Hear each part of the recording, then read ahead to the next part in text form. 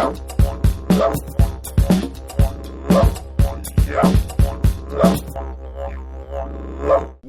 to CineMyles, the show for cinephiles. I'm your host, Miles Hughes. I'm joined once again by Miss Becca Wucker, and we just saw Don't Breathe, the new horror film from Fede Alvarez, who did the Evil Dead remake.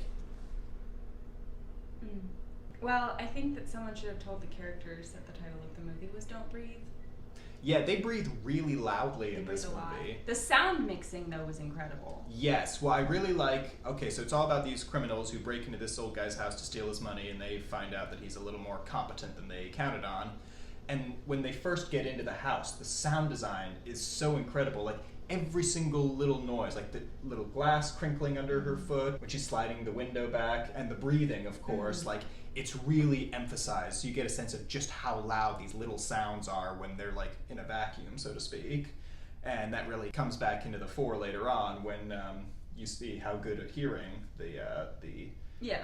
I don't even want to call him the killer. I mean, he's the only character in the movie who kills anyone, but like, he's as much a victim as they are. Yeah. He was credited as... the blind man. Oh, wow. Yeah, like he didn't even have a name. There's even like a news report about him later on, and they don't mention his name, which is kind of weird. Interesting. Because in any other story, any other scenario, he would be the hero sort of defending his home, and these robbers would be the criminals and the villains. And they are criminals, but your sympathy is very much with them from start to finish. I thought for a while of You're Next, where she ends up being like this incredible badass. Yeah. And she ends up taking out the invaders.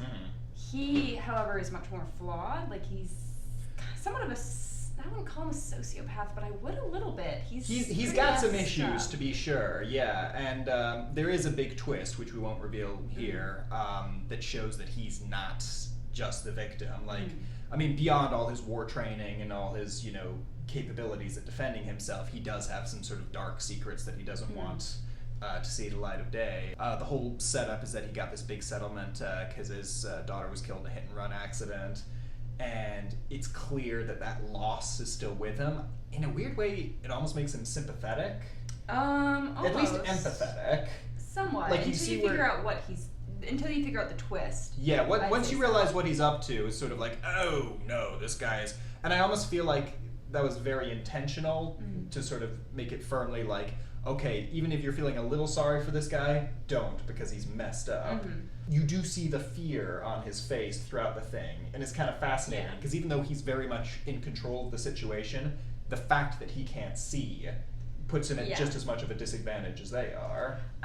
Yes and no, but he knows the house so well. I will say, really quickly, kind of diverging, the setup of the house was fantastic. The grime on the walls for where he'd been touching and feeling his way. Like, the house was very grimy in a way that felt very natural. It felt very real, felt very lived in, and considering I'd say 90-95% of the movie takes place in that house, the movie does a good job of taking the time to introduce the house to you. You're very familiar with the layout by the end. Yeah. I really like when you first get in, there's all these it made me think of Panic Room. Yeah. All those establishing shots just sort of roving around. And I like the little touches, like how it would go really close in on a hammer. Like, oh, this is going to be important later. One thing I really like about this movie is setups and payoffs. Because it's very small. It's a very small story. There's, they touch at a few bigger ideas of living in poverty and what you have to do to get out of that, but otherwise it's a very simple movie. It's not about the plot at all, but it is everything they set up, they pay off. Every little thing they introduce does have a point and a reason to be there. So even though you're dealing with a very small amount of story elements, they do all have a very specific purpose. Yeah,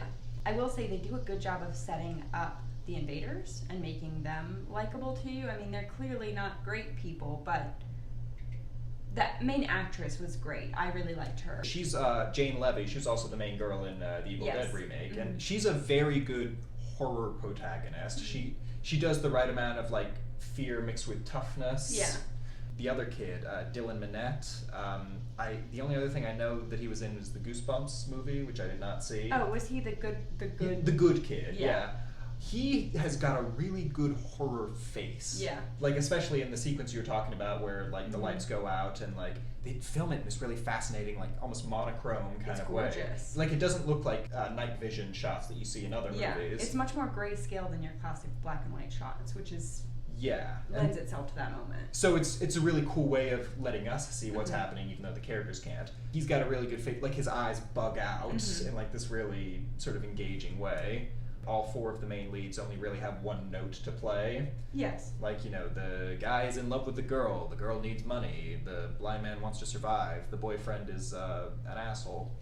You know, they're pretty straightforward, but I thought all 4 of the actors were good. Stephen Lang, who's most people know him from Avatar, the general, he was awesome as the blind man. You don't hear him really speak until I want to say like he like the says third a act, few I guess. words, but Yeah, he doesn't like really very speak until the third act, and his voice. Yeah, it was very creepy, very unsettling. Well, he's got a wonderful profile. Like, the character immediately feels almost iconic. Like, he feels like a classic movie monster in a way. There were a few moments of writing that were a little... But it is horror, so, I mean, I hate to say that, but... They always do that. There's, like, the dialogue where, like, they're trying to make the kids seem a bit more hip or a bit more, like, well, edgy. and that probably plays into a lot of what you were saying. All the actors kind of have a one note. Most of the bad writing came from when they hit that note too hard, and it was like, oh, okay, the asshole boyfriend's being a jerk. Yeah. Look at that jerk line. We needed that. No, we didn't. But to the film's credit, they established a lot through visuals, especially early on, which I really like. Like, there's the whole thing where the nice kid is helping them out because his dad owns a security company and he's like stealing the keys. But they don't have like a big exposition dialogue exchange where they tell you all that. You see him go into the house and like replace the key. Yeah. He's clearly got a whole setup going on. We see the other girl's home life and how terrible it is for her daughter, and you don't have to beat us over the head with what her circumstances are. We can just see them and sort of judge she for doesn't ourselves. even really bring it up, I would No. say, which surprised me. I thought they were going to make that be like, I have a daughter, but like... We know it, Yeah. so we're conscious of it, and it But sort of she never informs her uses decisions. it, which is impressive. The opening shot, it starts, and I swear in my head I thought, okay, so now we know how the movie ends. Like, now I know who's It gonna is die. very late in the action, like shockingly late in the action. But it's a really good shot for starters. No, it's a great shot, but it's not as late in the action as I thought it was going to be. I was almost like, is this the ending shot? Is this going to be a shot right before the ending? But there's still a good amount after that. Yeah. Well, and I think that shot's really important because it brings you in, because you see it from a distance. It's this nice suburb. You wouldn't think anything more of it. And then the closer you get, you start to hear the police sirens, and you start to see how cracked the street is, and you start to get a sense of what kind of neighborhood this is. Yeah. And then as you get closer and closer, you see these two figures, and you see exactly what's happening. You're almost on the edge of your seat before you realize you are.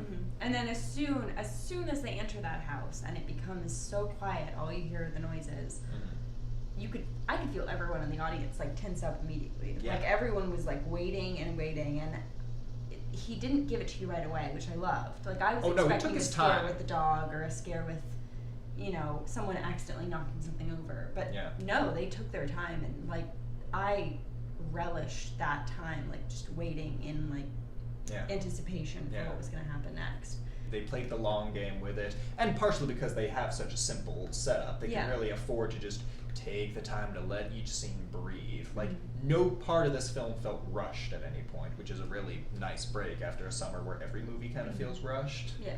This is definitely the type of movie, though, where, like, you have to contain yourself from yelling at the screen, because you want to be like, just don't go back. Just leave. And a lot of characters do the fun thing that horror movie characters love to do, where they stop and they look at what's happened. Yeah, no, you're running somewhere, but then you gotta stop and turn around and just look at where you're running from, and then you turn around again. Like, you gotta keep looking at things.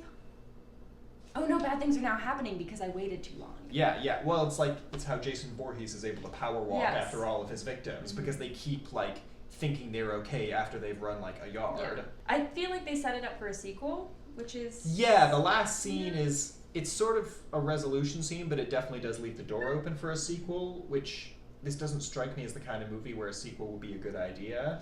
No. I think it'll make a lot of money, and I think it might still get one. What do you even call it? Like, keep not breathing. Keep not breathing. Keep not breathing. Summer 2018. Don't live. Keep not breathing. Yeah, don't live. Oh, that's a good one.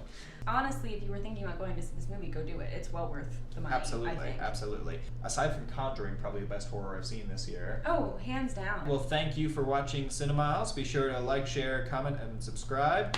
Give us some feedback. Tell us what you think. I'm Miles. Thank you, Becca. And yeah, stay tuned for more.